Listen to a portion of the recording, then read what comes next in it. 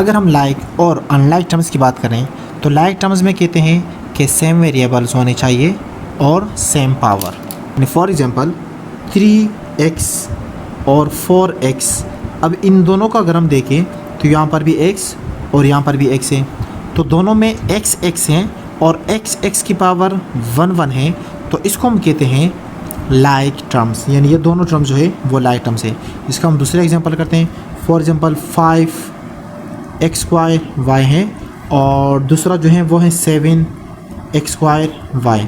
अब इन दोनों का अगर हम देखें तो यहाँ पर xy और यहाँ पर भी xy यानी सेम वेरिएबल्स, और यहाँ पर x की पावर 2y1, x की पावर 2 y की पावर 1, तो सेम पावर्स भी हैं, तो इसको हम कहते हैं लाइक टर्म्स। और अगर हम अनलाइक टर्म्स की बात करें तो अनलाइक टर्म्स में कहते हैं कि डिफरेंट वेरिएबल्स या डिफरेंट पावर्स होने चाहिए। फॉर एग्जांपल 3x² है और दूसरा है 4xz, तो इसमें अगर हम देखें यहाँ पर xy है और यहाँ पर xz है, तो डिफरेंट वेरिएबल्स हैं, तो इसको हम कहते हैं अनलाइक टर्म्स। इसकी हम दूसरी एग्जांपल करते हैं कि फॉर एग्जांपल हमारे पास लिखा हुआ है 7x² है और दूसरा लिखा हुआ है कि 4xy²।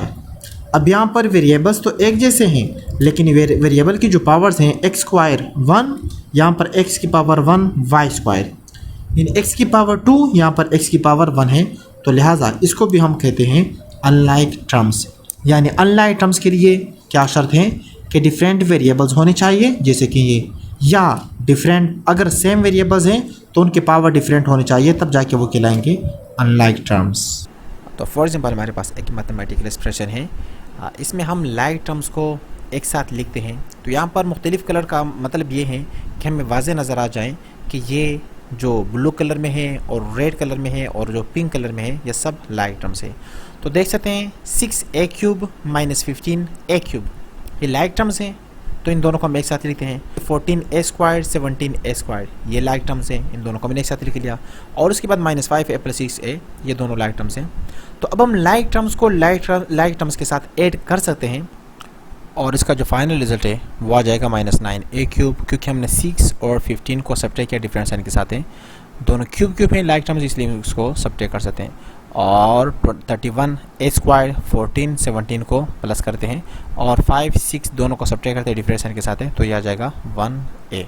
तो इसका जो रिज़ल्ट है वो एक अनलाइक टर्म्स की फॉर्म में आ गया, क्योंकि यहाँ पर a की पावर 3, a की पावर 2 और a की पावर 1 है, यानी वेरिएबल तो एक जैसे हैं लेकिन उनके पावर एक जैसे